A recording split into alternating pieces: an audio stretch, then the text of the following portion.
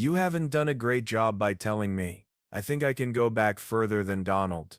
I know that his family has the same roots as mine. One of the most recognized faces on TV was Irene Ryan. She was the tough, sassy grandmother who made TVs and living rooms across America light up. Every week she made people laugh across the country. But behind the crazy wig and sharp tongue was a woman who was quietly carrying heavy loads. Irene Ryan dealt with deep fears and unquenchable loneliness, and the constant question of whether she was ever really seen away from the screen. What did Granny Daisy really do? How did someone who was loved by so many people die in such a hauntingly quiet way? No one was there to comfort her at the end, and the house she left behind didn't have air to keep the lights on. The life she built went away when the news of her death did. How she turned into Granny Daisy. Even though she became famous and went to great heights, Irene Ryan wasn't born a star. She actually grew up in a simple Texas house where hard work was more important than big dreams.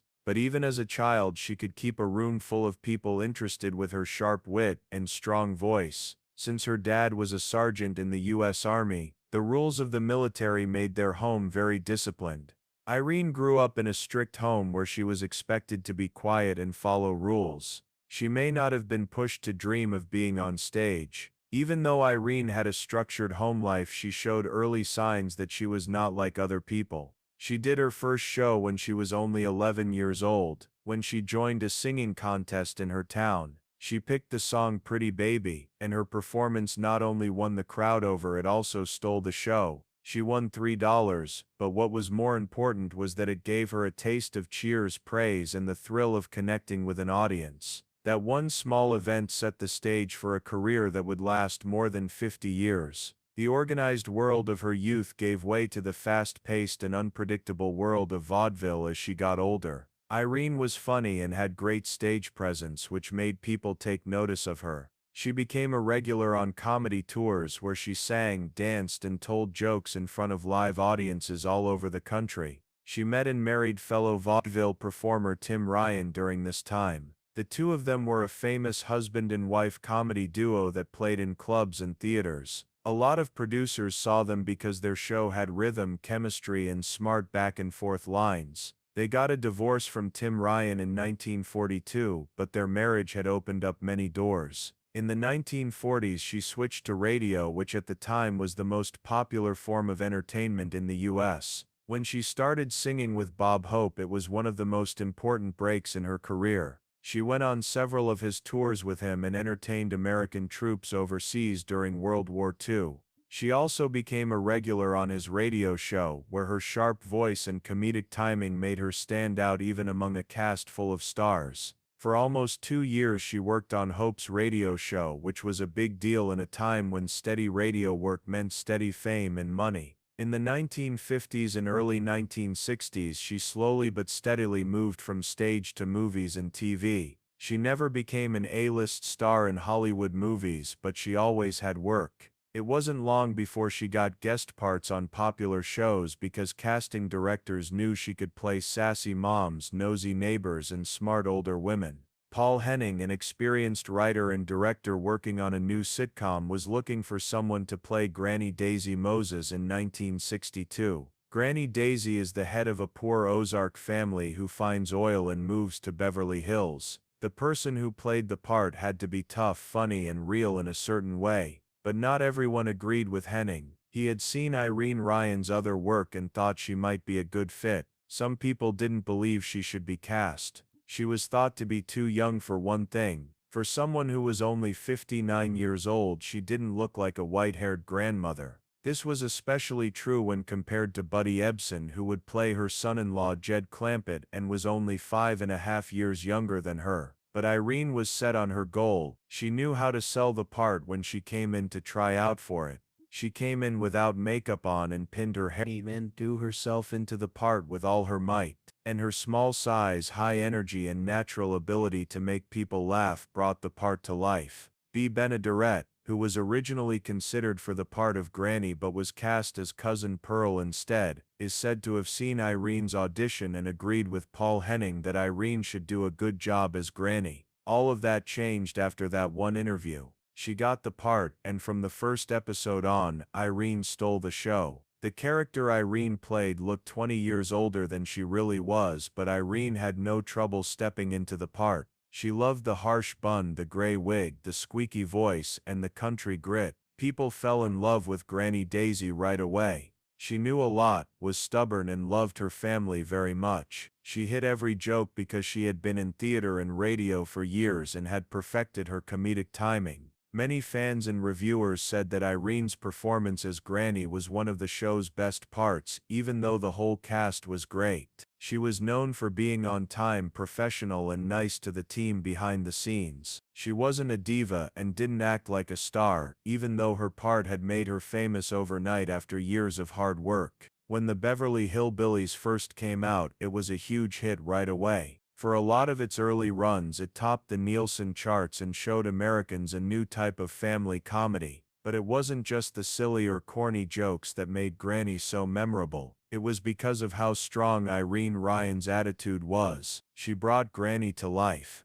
People in the crowd could laugh at her, but they also believed in her. The show was on for 9 years. Irene stayed with it the whole time. By the time it was over, she had been nominated for 2 Emmys for her work, which proved what her fans already knew. It wasn't always easy for her to get work as a comedic actress, but she was one of the best of her age. Even though her star was finally on the rise, things weren't all good behind the scenes. Because when the cameras stopped rolling and the laughter stopped, Irene Ryan had to go back to her lonely, quiet, and mostly secret personal life, over which she had no control. Why Granny Daisy is having a hard time. Behind Granny Daisy's powerful voice, quick wit, and unforgettable presence was a woman who dealt with deep fears, stress, and personal pain in a way that her fans never really saw. Irene Ryan had spent decades working her way up through vaudeville stages and stuffy radio studios. She never really let her guard down, even after becoming famous in a way that most actresses can only dream of.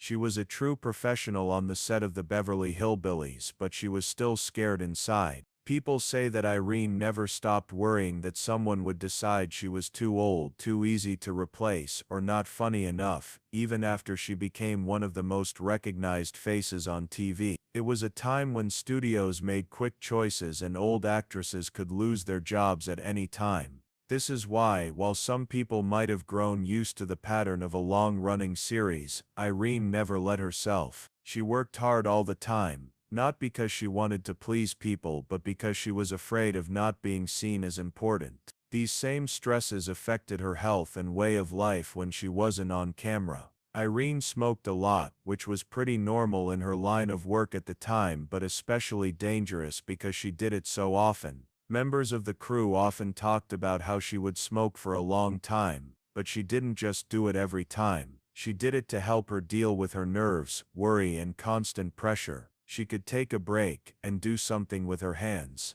But over the years it also hurt her health slowly. Typecasting was one of the most annoying things Irene had to deal with. Irene Ryan became famous for her role as Granny, but it also put her in a box. She had worked hard her whole life to be known as a performer who could do comedy, acting, singing, and live shows. That being said, after the Beverly Hillbillies hit, it was almost impossible for her to get parts that weren't exact copies of the role that made her famous. Irene said in later interviews that she felt bad that the business and sometimes even the crowd couldn't separate her from Granny Daisy. She had put everything she had into that role, but she had also done many other acts over the course of her life. She had been to New York. She went on tour with Bob Hope. She had played in clubs all over the country, but to producers and casting directors she was just grandmother from now on. She could see why in a lot of ways. People couldn't see anything else in the character she had made because it was so strong and unique. It hurt though.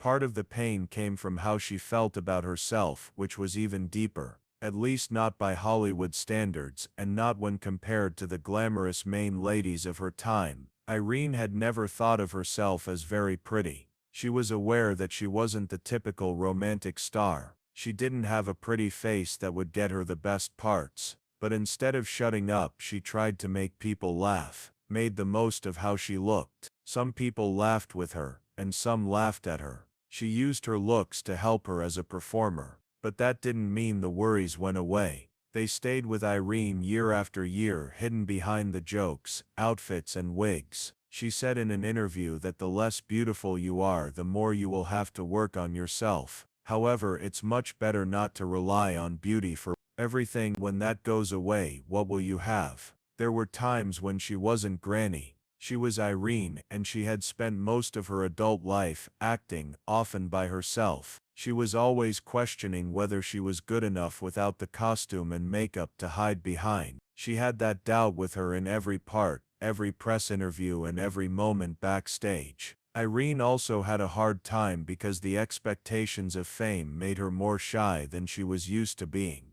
She felt tired after public events and would often go backstage as soon as the cameras stopped rolling.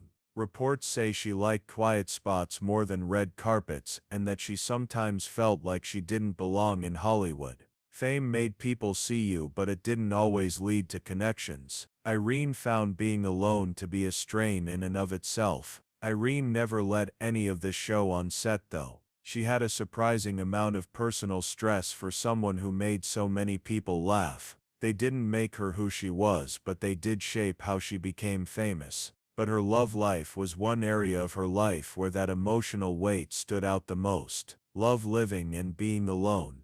Irene Ryan worked hard at her job, but her personal life often felt like an unfinished story, with failed marriages, mental distance, and a quiet loneliness that she never quite got rid of. Her first marriage was to Tim Ryan, who was also a vaudeville singer. In 1922, when she was still in her early 20s and making a name for herself as a performer, they got married. They were together because of their jobs as much as they were because they were in love. As a comedy team, they went on tour, performed, and came up with routines that people liked seeing live. Even though they seemed to get along on stage, the marriage was not at all perfect. In 1943, after being together for more than 20 years, they split up. The couple did not have any children. Even though their relationship ended, they didn't totally cut ties. They kept working together sometimes, keeping